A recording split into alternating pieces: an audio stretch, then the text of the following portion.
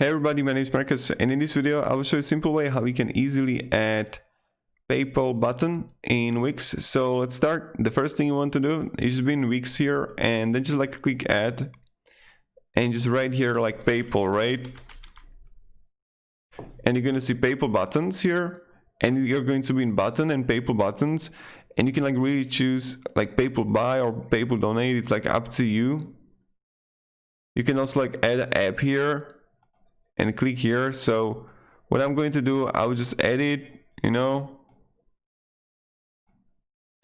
you just like add the PayPal information. What's this button for? You can like donate or selling, and then you like add here the email, you add here the product name, and want an ID number or no, and what's the price, like 50, right? And let's go like, I don't know, right? And then when I will preview it and I would click on it,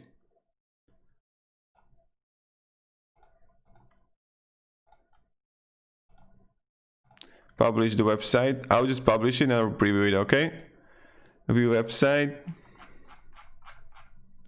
and let's see, and voila, as you can see, $50, and we got it. So thank you very much everybody for watching. If you have any questions, guys, ask me down in the comments. I'll be really happy to help you, and have a great day and goodbye.